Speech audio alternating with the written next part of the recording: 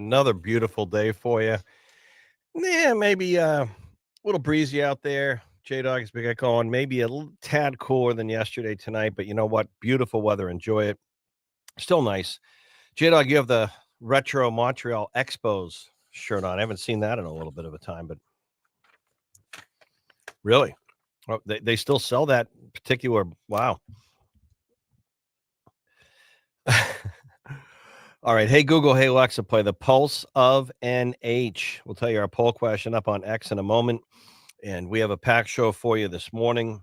It's interesting before I bring in our next studio guest, because this is a very timely interview with some tremendous information from our friends at the Department of Motor Vehicles on Real ID.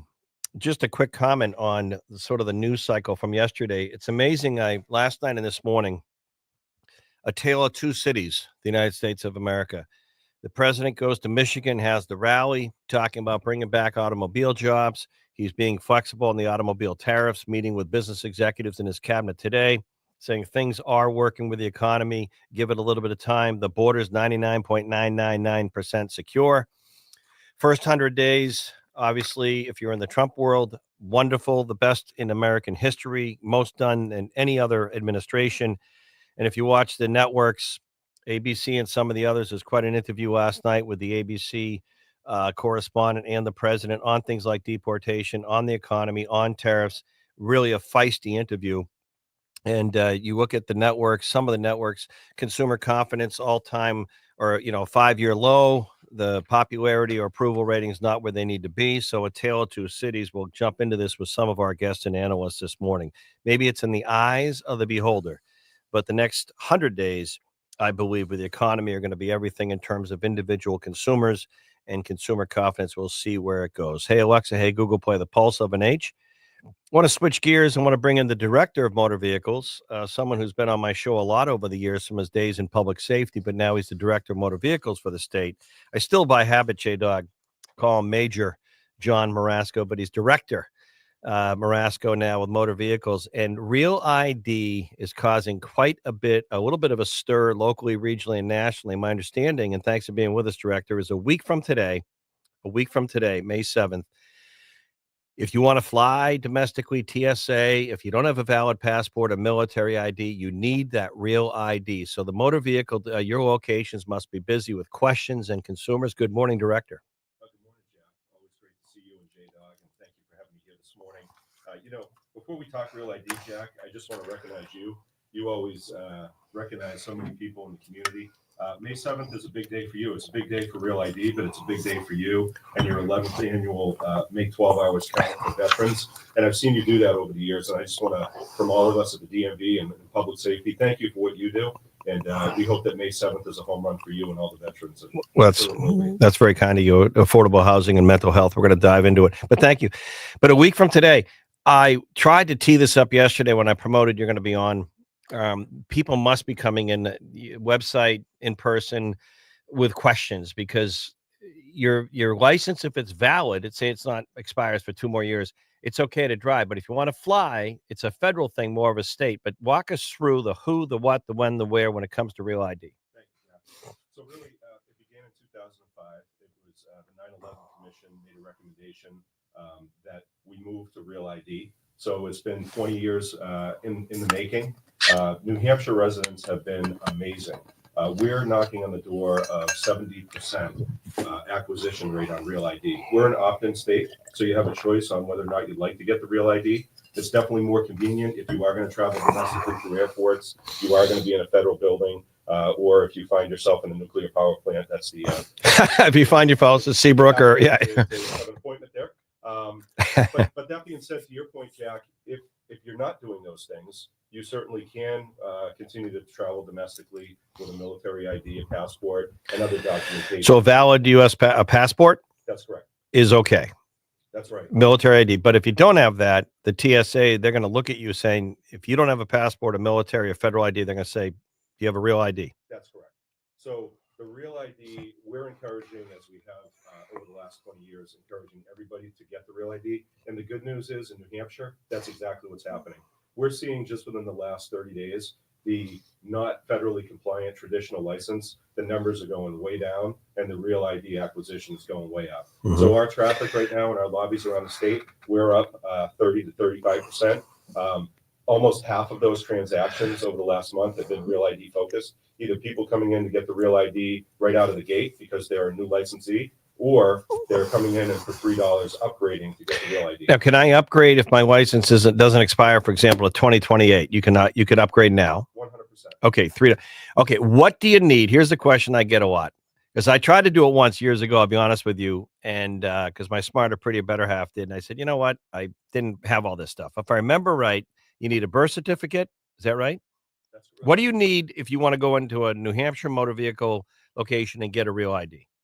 So we have, and I'm going to give the website out. It's dmv.nh.gov. And the reason I do that right out of the gate is there is a document that's on the website that shows you exactly what you need to bring in for the real ID or for the not federally compliant traditional license. You're right. One of the items that you have to show for proof of identity is a birth certificate issued by a city, town, state, court, or federal agency, a certificate of naturalization or certificate of citizenship, a valid unexpired U.S. passport or U.S. passport card, a valid unexpired permanent resident card, a valid unexpired I-94 card declaring asylee or refugee status, or a government-issued documentation to prove current permanent resident, asylee, or refugee status. What all that means is, because there's a lot there, what you just said. Lot there, and the same step 2 is social security number. It doesn't mean you have to have your social security card. You can have a W-2.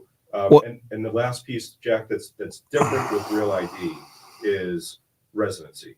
So the federal government, when they rolled this out back in 2005, they wanted standardization across the United States as far as the documents that were going to have to be shown in order to have true identity as best you can in one credential. The reason they did that is 18 out of 19 hijackers, according to U.S. Homeland Security, had multiple credentials, multiple driver's licenses from a variety of different states. And that allowed them to travel through airports undetected in certain cases because they couldn't put it all together. Today, the real ID is that one safe, solid credential. And in addition to that, the New Hampshire DMV is part of what is called state to state. State to state is run by AMVA, the American Association of Motor Vehicle Administrators. The importance of state to state is the communication between other states. So only one person has one credential. So in years past, somebody could have a Massachusetts driver's license, New Hampshire driver's license, a Virginia non-driver ID. Today, if you get a driver's license in one state, that system automatically cancels the credential that you have currently in a different state. So it's all coming together, and it allows for better security. Let me be the dumb question person here, the consumer. So I have a valid New Hampshire license. I want to get a federal ID. I'm going to go in and upgrade. So Thursday, tomorrow, Friday, I'm going to go into one of my motor vehicle locations. I'm going to just try me out here. I go in with my social security card. I have a valid passport. Can I bring that and my birth certificate? Would that be enough for me to get a real ID? Or do I need a proof of residency, like a utility bill? What you just said is actually more than you need, because you don't need the birth certificate and the passport. One or the other would do the trick. So if I bring a passport, my social security card, and 2 proofs of residency. So I bring my license, which might have my current address, or a utility bill, You got it. like electricity, a bill sent to me at that address establishes your residency or not? Bills, yes, yeah. If you're on your name and address is on that bill, that would be enough for proof of residency. One of the 2 proofs of residency that you need. You know, and Jack, I love that you asked that, because Channel 9, when we did a kickoff almost 365 days ago to the day, May 7th of 2024 at Manchester Boston Regional Airport with Ted Kitchens, the airport director at the time, and TSA, we ran a marketing campaign through social media, a whole host of other ways to get the message out to people. But one of the things that Channel 9 did, they were there, they did a live broadcast after we did the press conference, and they interviewed 2 people in the airport, 2 passengers, and they both said the same thing. They had their real IDs, and coming into the DMV to get the real ID was simple. They couldn't believe how simple it is. Yeah. So I think the only thing is you're busy. Just go to the website, because you don't want to go with 2 of the 3 things you need. And then the person says, you know what, I'm not questioning you. I just need to see your license is valid, but you've moved. I need to establish your residency. Your passport's fine, but you want to make sure you have enough there. Bring more than you need, actually, right? Exactly. And that's why I give the website out right up front. The website again? The website is dmv.nh.gov, and there's actually a one-page document for the Real ID, and it lays it out in the 3 steps and the bullets under each step of what you would need to bring in. And Jack, if I could for a minute, I want to speak about volume. In a given year in the state of New Hampshire, there are 14 locations. 14 locations. 14 locations, over 400,000 in-person customer contacts. We have seen, like I said, over the last 30 days, an uptick to 30 to 35%. And I want to recognize all of our great DMV employees, all of my colleagues around the state, because they're the ones making the magic happen. We're not turning anybody away. If you have an appointment and you come in, Real ID or not, right now, I just looked at the numbers from yesterday, you're in and out in 9 minutes or less. And wow. If you come in as a walk-in, because of the increased volume that we have right now, yeah, you might be waiting. But my attitude would be, really? You're going to leave with it. Oh, so allow at least an hour if you're going in between now and next Wednesday. Absolutely. So next Wednesday, as far as you know, Director Maraska, there's no delay on the federal side. They're not going to delay it a month. They might, but right now, next Wednesday is the day. So if you're next Thursday, a week from tomorrow, if you're flying to Philadelphia and you don't have a Real ID or a passport, you might want to go to a motor vehicle place before next week or get a passport. But the problem is it takes longer to get a passport than a Real ID. Yes. And Jack, I'm glad you mentioned that. So 2 pieces there. One, the word deadline has been used for a long time. Right. Deadline. Let's just remember that May 7th deadline, if you will, is for TSA. Right. That's for traveling. That's for the federal buildings. That's just if you're flying. Exactly. Or federal buildings. But as far as the New Hampshire DMV goes, you can do that anytime. You got it. It's not next Wednesday. Your license is not invalid. It's just you can go get a Real ID in June, July, August, September, next week, tomorrow. But the TSA, if you want to fly, is a week from today. That's right. May 7th. And that's right. And what I would recommend is TSA.gov will give an update on all things that they're doing on Real ID. I was part of a national call with Real ID and Homeland Security and TSA about a week and a half ago.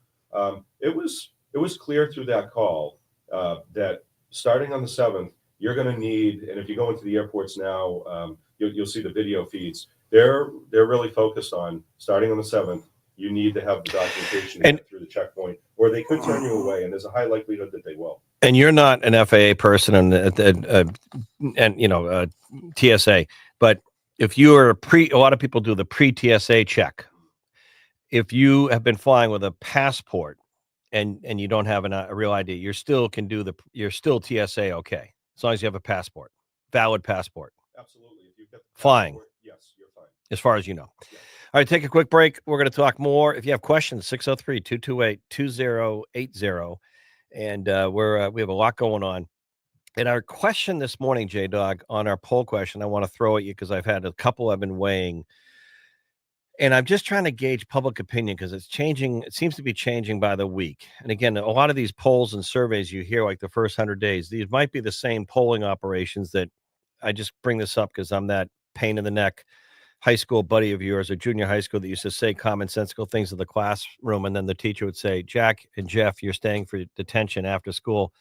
A lot of these polls might be the same models that had November 5th, Harris winning or a dead heat, or we wouldn't know for months who won the election. But the polls show, one thing, Democrats worse off than the Trump administration, but not very high approvals for the first 100 days.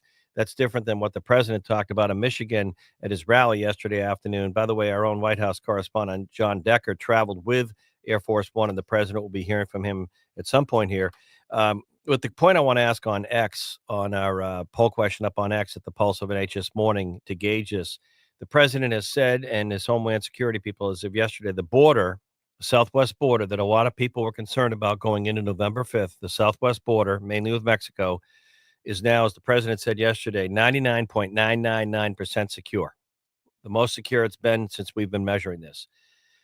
Do you approve of that? Yes or no? That's the question. Do you approve of the border being secure, the southwest border? Do you approve of being secure? Just want to gauge that for tomorrow. Our poll question will be up all day on X, the Pulse of an H. Hey, Alexa, hey, Google, play the Pulse of an H. Back in a moment.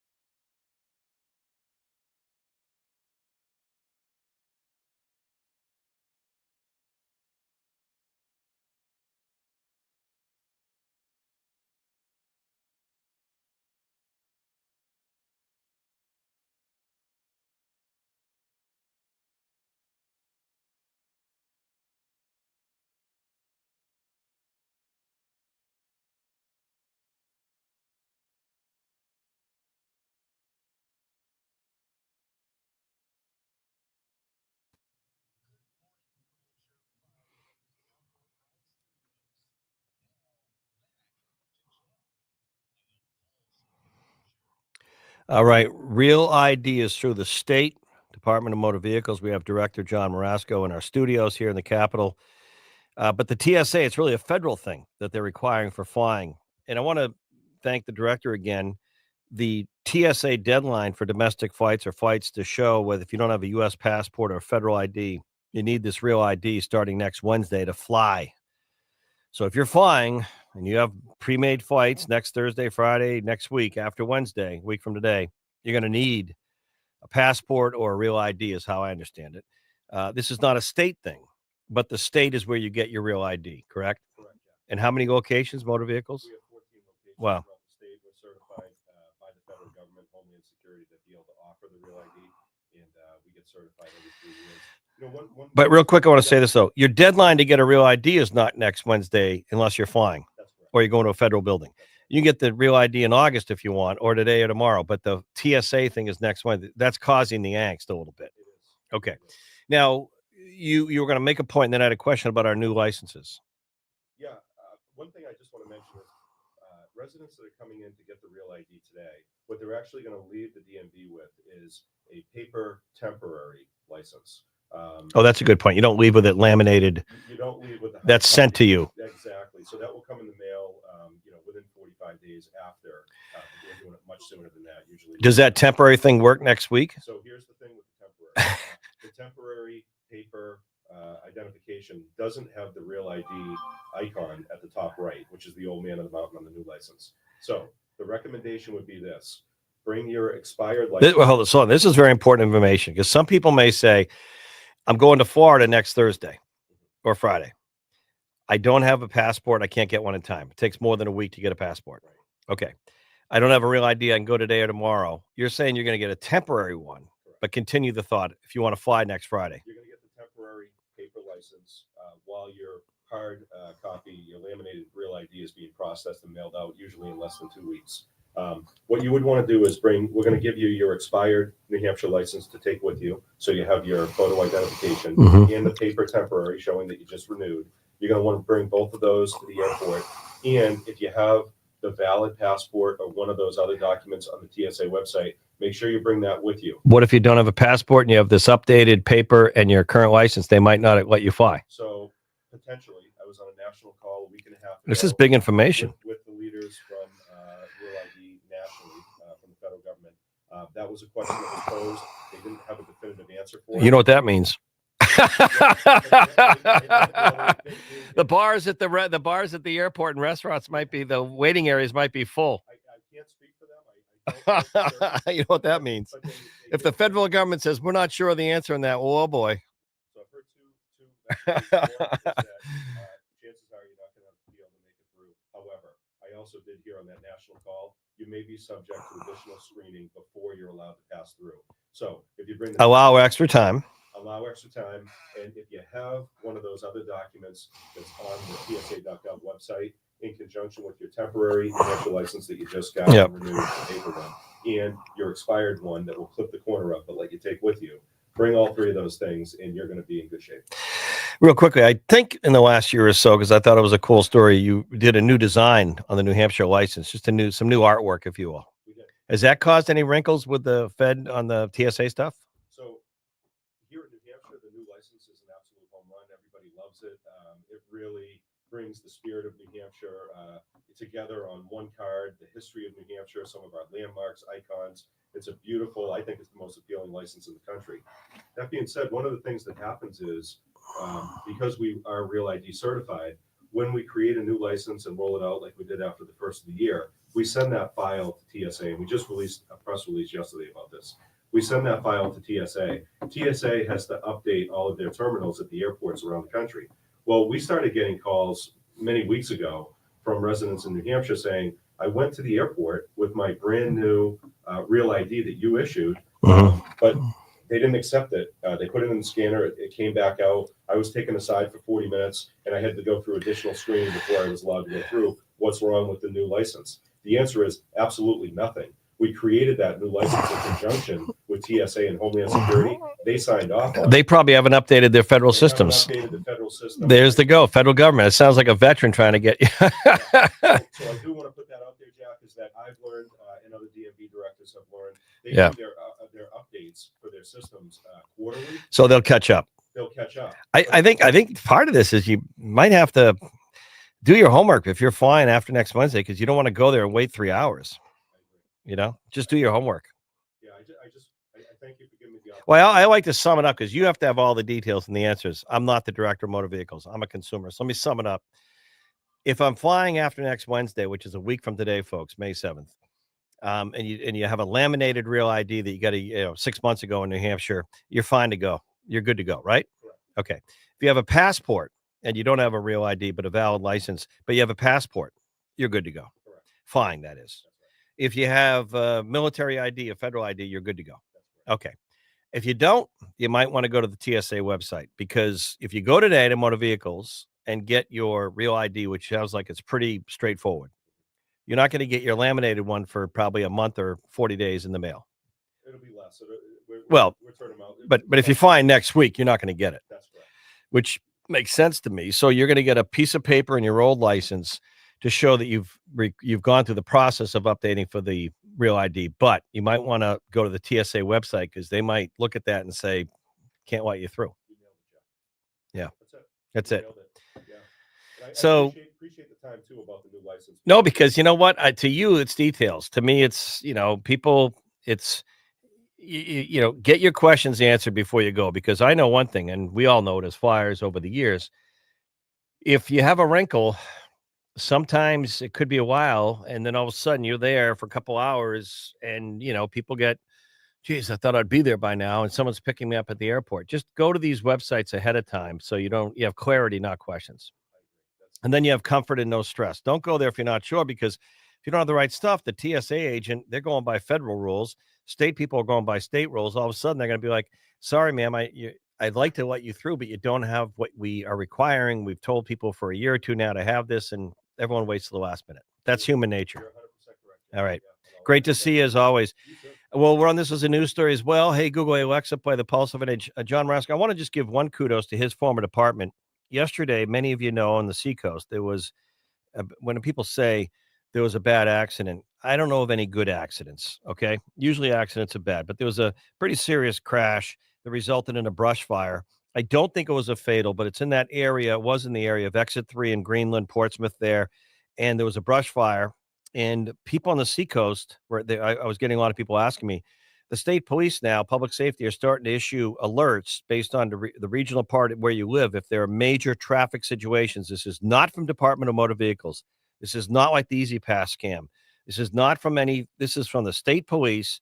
And yesterday, for example, it said Interstate 95 south in Portsmouth at Exit 3 is down to one lane due to a motor vehicle crash and brush fire with smoke condition. Slow down, use caution, seek alternative routes. And then there was an update. New Hampshire State Police, Interstate 95 alert. All southbound lanes in the area of Exit 3 are now open.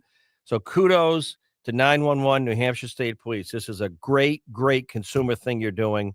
We appreciate it. And my understanding is it's probably geographically sent to cell phone users, like when utilities are expecting, outages. But this is from the state police. There's no email to click.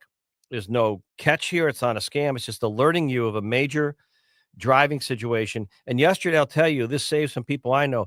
The traffic backed up on 95 South up into Maine was 5 miles. So imagine sitting there for an hour as they put out this fire in the interstate versus getting this ahead of time and going a Route 1 and an alternative route. So thank you to State Police. Thank you, Director Marasco. Thank you, Jeff. And to your team. Thank you. Sir. Yeah. All right, come back. Bob Jackman, Laval Middleton Building Supply, with some information on efficiencies. Back in a moment. Good stuff. Oh, Jack, that was fantastic.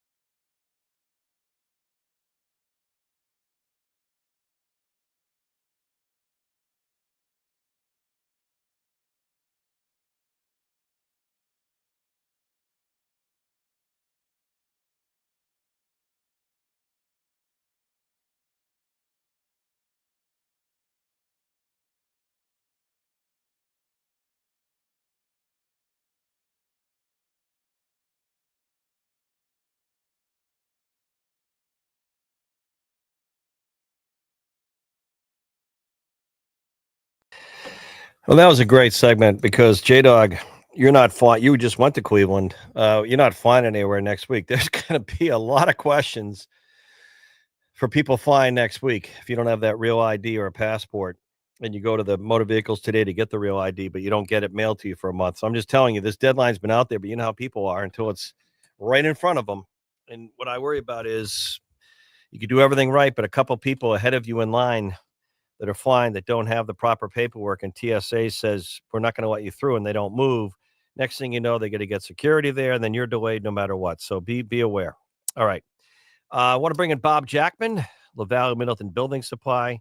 We're going to talk about the idea of efficiency by maximizing quote unquote our stuff. That could mean a lot of things. But again, Bob, kudos to your recent job fair that you were part of in Belknap Marketplace, but in Belmont. So, or the new marketplace there in Belmont. So, thank you, Bob.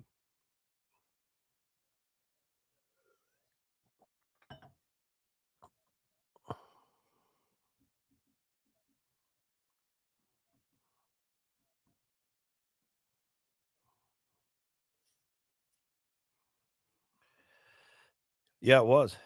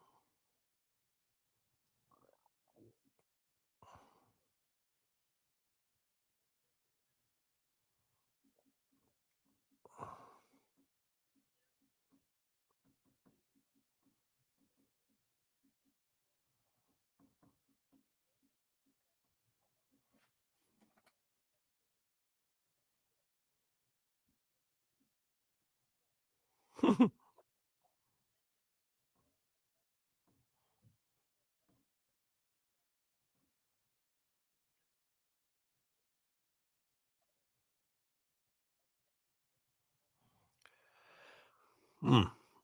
Yeah,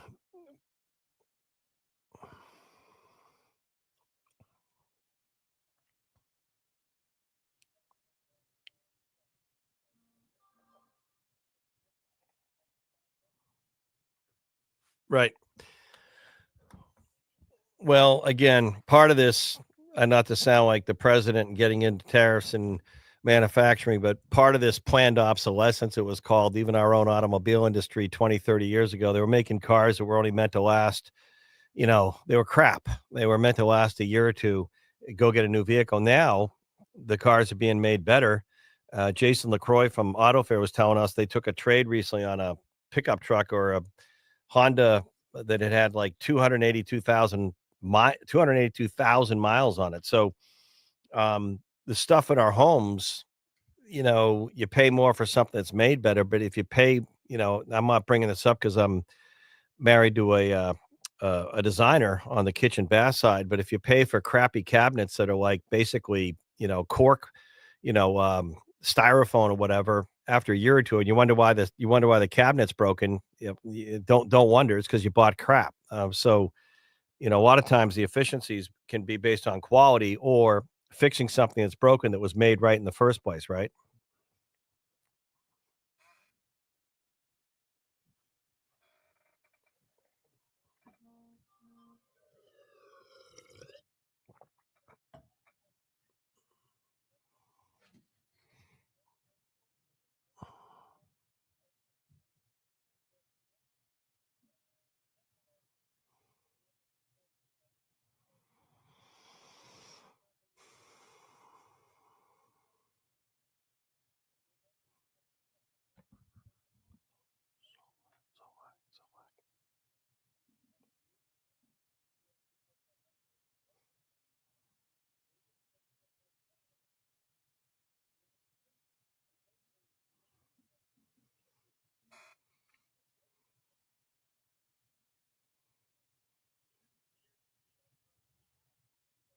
Oh, it's Bob. I had a lawnmower a couple years ago, and it was oil and gas was in it. Once in a while, it just wouldn't start that well on the pull, and there was just a little piece of something that was sticking.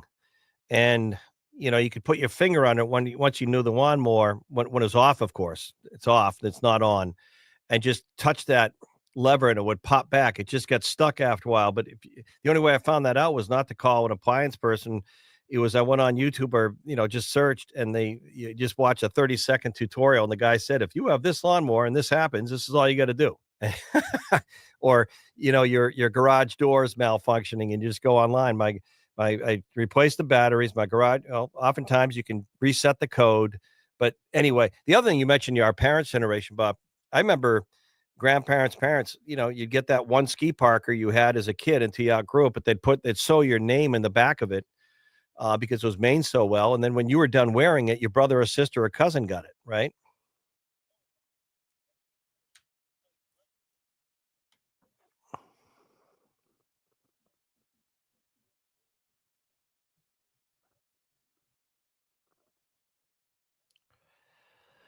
Yeah. Well, no, we've become a very throwaway. All right, real quick, locations this time of year, just busy, busy. I imagine windows, screens, doors. What else? Any other final thoughts before we let you go?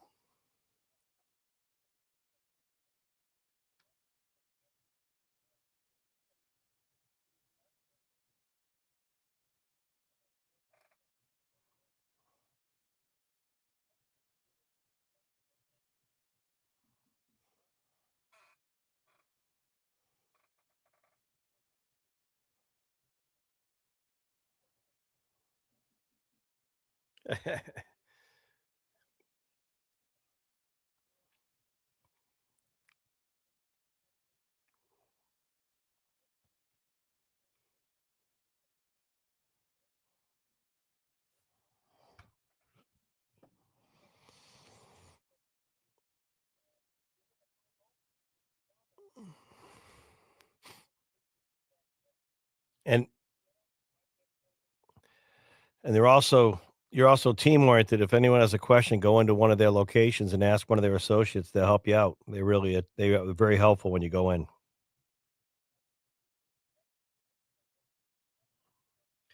Are, are you looking for new team members or are you pretty much full?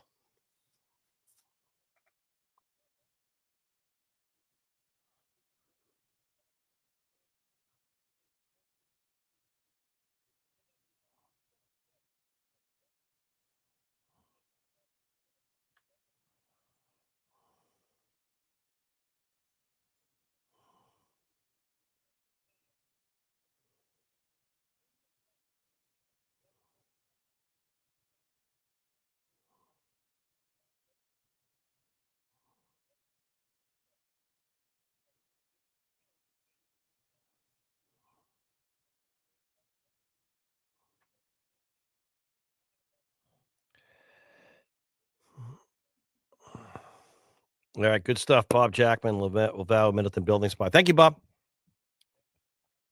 All right, we're going to get a great update from our friends at the Manchester VA. Patients, well, it's actually a period to serve patients in the VA. We're going to talk about that with their medical director in a moment.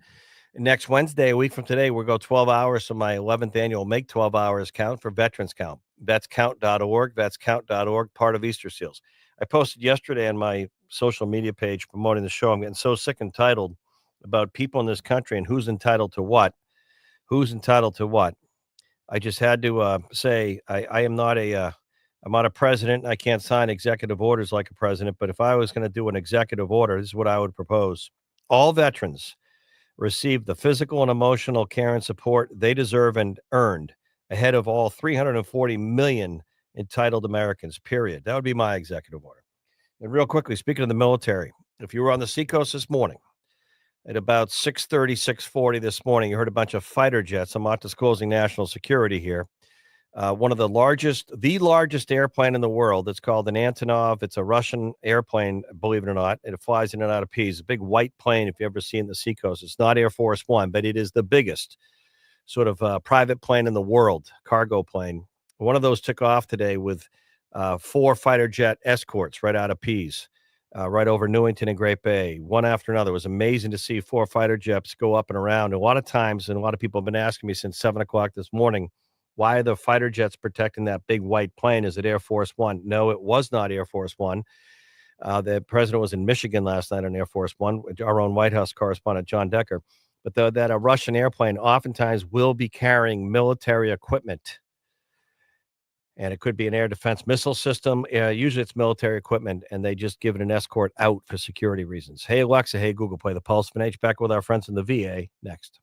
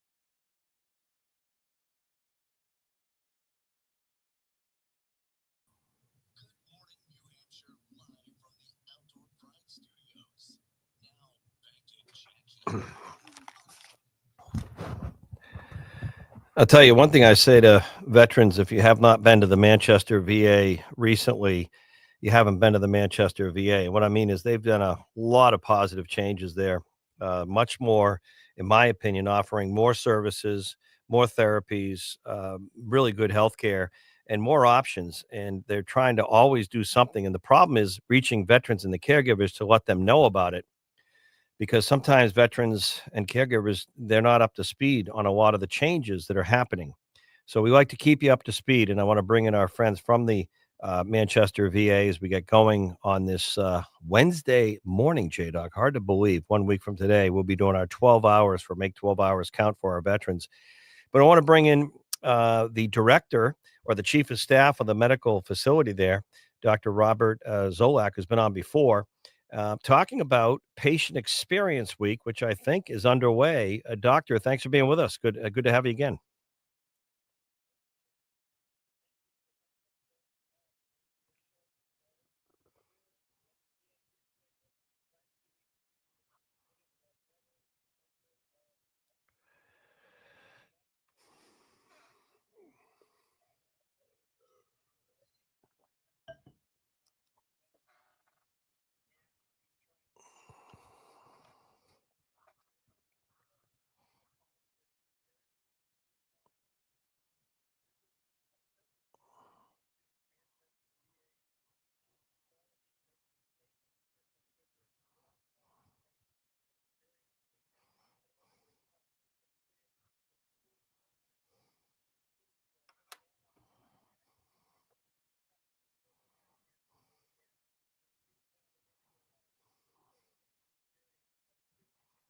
Right.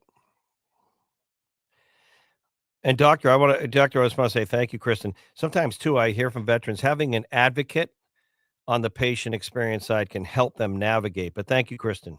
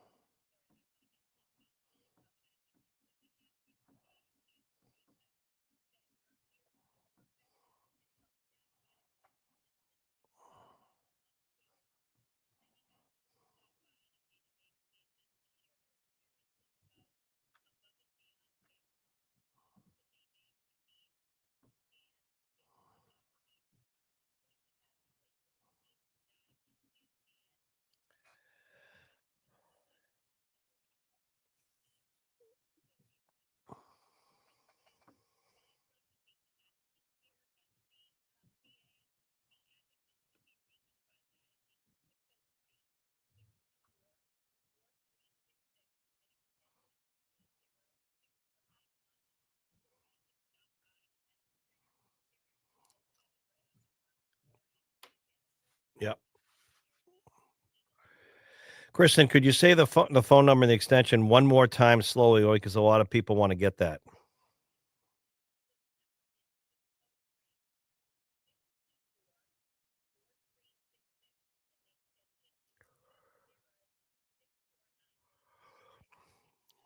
And if not, you can either go to the medical center, the main level there, the main entrance, or imagine if you call the main number and ask for patient advocate, they can get you to it.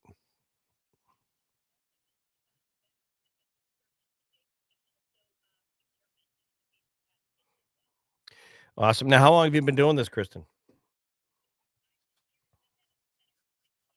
Awesome. Do you like what you do? Why do you like it?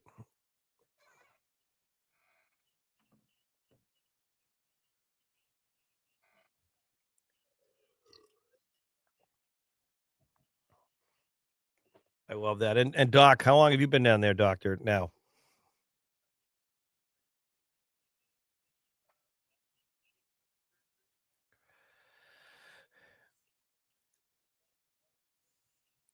and we only have 30 seconds, but you've added a lot of surgical procedures, correct?